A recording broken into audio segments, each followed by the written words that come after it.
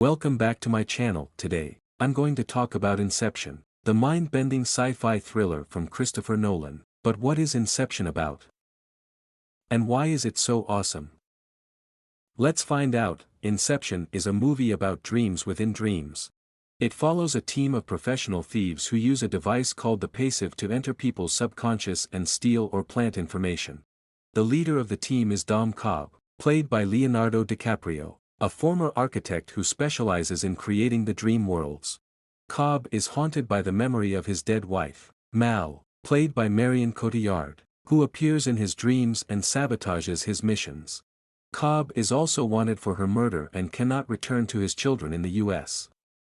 The movie begins with Cobb and his partner, Arthur, played by Joseph Gordon-Levitt, attempting to extract information from a Japanese businessman named Saito, played by Ken Watanabe, in a dream. However, they fail because of Mal's interference and Sato's awareness that he is dreaming. Saito reveals that he was testing them for a job offer to perform Inception, the opposite of extraction. Inception is the process of planting an idea in someone's mind, rather than stealing it. Saito wants them to perform Inception on his rival, Robert Fisher, played by Cillian Murphy, the son of a dying tycoon who owns a huge energy conglomerate.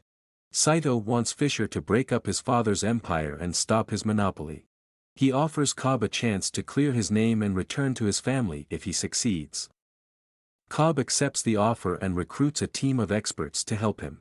He hires Eames, played by Tom Hardy, a forger who can impersonate anyone in the dream, Yusuf, played by Dilip Rao, a chemist who can create a powerful sedative for the dreamers, and Ariadne, played by Ellen Page, a young architect who can design the dream levels. Cobb also brings along his father-in-law, Miles, played by Michael Caine, who is a professor of dream studies and Cobb's mentor. Cobb teaches Ariadne the rules and risks of the dream world, such as how to control the environment, how to wake up, and how to avoid the projections, the subconscious manifestations of the dreamer's mind. He also warns her about the dangers of going too deep into the dream, where time slows down and the dream becomes more unstable and unpredictable. He also reveals his secret. He and Mal were once trapped in the deepest level of the dream, called limbo, where they spent 50 years together. They eventually escaped by killing themselves in the dream, but Mal became convinced that the real world was still a dream and killed herself again. Framing Cobb for her death, the team boards a flight from Sydney to Los Angeles, where Fisher is accompanying his father's body for the funeral. They sedate themselves and enter Fisher's dream, where they pretend to be his allies and kidnap him. They then go deeper into another dream, where they stage a fake kidnapping by Cobb's team and convince Fisher to join them. They then go deeper into another dream, where they infiltrate a fortified mountain hospital where Fisher's subconscious has hidden his father's will. The plan is to make Fisher open a safe in the hospital and find a letter from his father that will plant the idea of breaking up his empire. However, things go wrong when they discover that Fisher's subconscious has been trained to resist extraction and attacks them with armed projections. They also realize that they cannot wake up by dying, because of the strong sedative.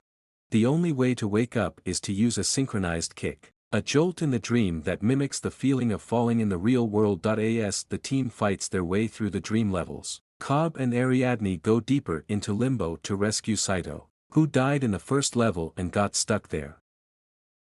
They also encounter Mal, who tries to stop them and convince Cobb to stay with her.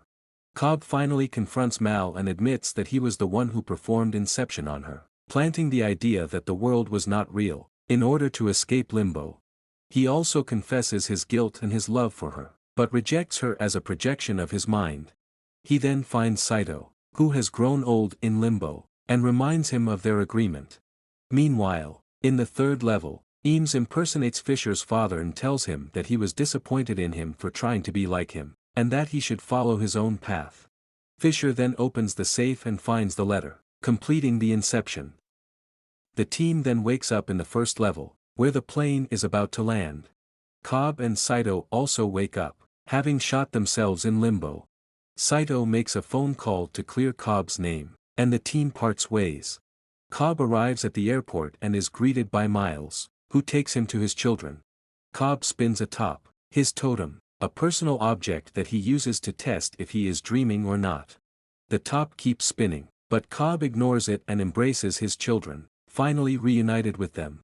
The movie ends with the top still spinning, leaving the audience to wonder if Cobb is still dreaming or not. And that's Inception, one of the most mind-blowing and original movies ever made. It's a movie that explores the nature of reality, the power of the subconscious, and the bond of love. It's a movie that challenges the viewers to think and question their own perception of the world. It's a movie that deserves to be watched multiple times, to appreciate its complexity and brilliance.